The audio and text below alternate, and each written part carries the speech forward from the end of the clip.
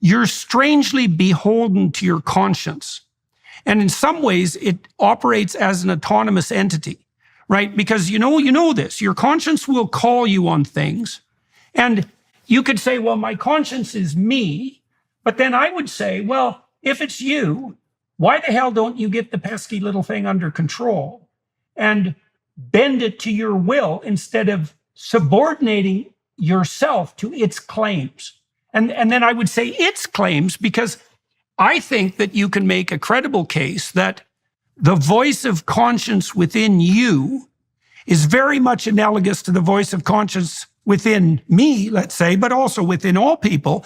And that in that manner, the person who does determine to abide by their conscience is conducting themselves in accordance with something that, if not supernatural, at least has to be given status as something transcendent. Like, and here, let me decorate that a little bit. You know perfectly well that when you're thinking something through, right, when you have a pressing question on your mind, that you'll get flashes of intuition. And I don't really think there's a hell of a lot of difference between intuition and revelation, technically speaking, right? And it isn't obvious at all where those flashes of intuition come from. And I think that if you're a genuine scientist, the voice of revelation within isn't really distinguishable from that willingness to pursue the truth and the willingness to attend to the voice of conscience, right? Because you're supposed to be pursuing the truth as a scientist, and you lay yourself open to. So can we separate transcendent and supernatural in some manner that's productive? I'm not sure that I'm able to answer the precise question, but what I can say is that our conscious, our morality is exactly what you would predict of a social species in a very material way, right? Because, and I'm willing, and as a matter of fact, many ethologists and evolutionary scientists have already made these arguments, that there is a very compelling scientific argument that can explain the evolution of morality without situating it within some transcendent, religious framework. Because many of the religious folks will say, yeah, sure, evolution can explain why we have opposable thumbs. Evolution can explain why there are sex differences, but it can never explain morality. And of course, many evolutionists, some of whom are incredibly accomplished thinkers, have argued that there's nothing uniquely magical about the construct of morality. When you have a social species, the most dangerous thing that humans have faced in our evolutionary history, other than predators, is our conspecifics, is other people. We're walking through the savannah, and here comes another group of folks that are unrelated to us. We don't know if they are friend or foe. And that's why one of the reasons we've evolved coalitional thinking, right? Blue team versus red team.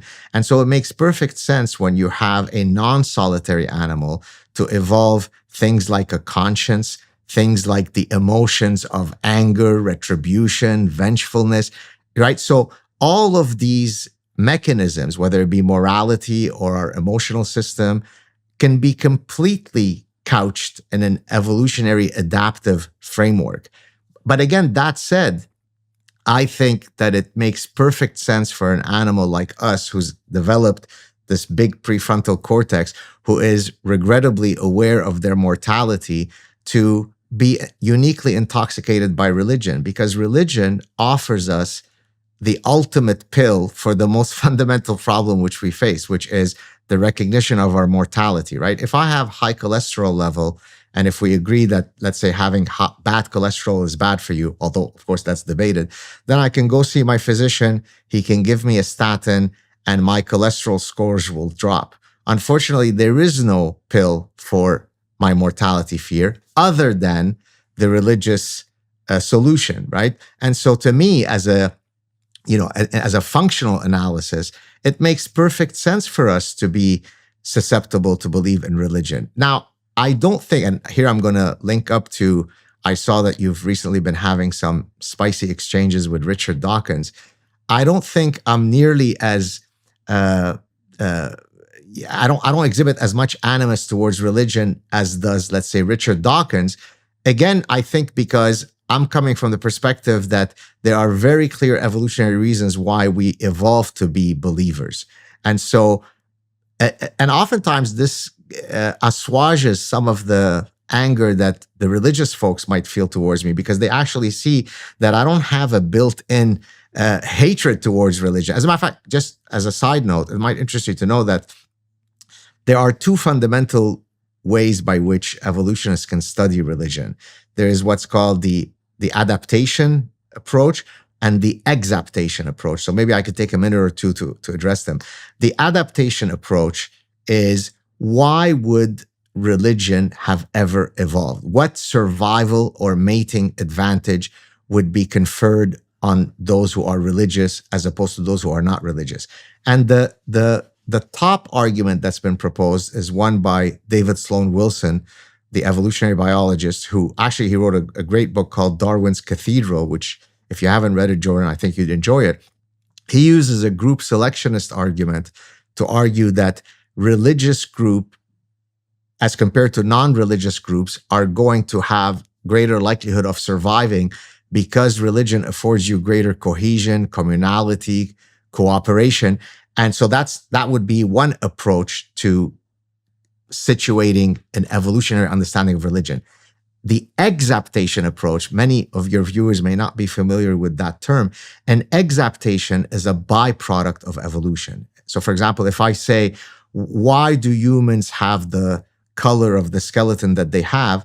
That itself was not adaptive. It's a byproduct of evolution.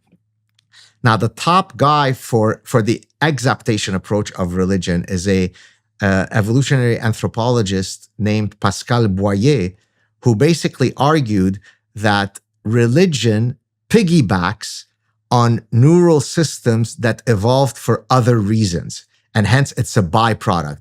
So even if you are someone who is not very religious, but you are grounded in evolutionary theory, you can fully understand why it is so easy for most people to be religious rather than non-religious, if that makes any sense.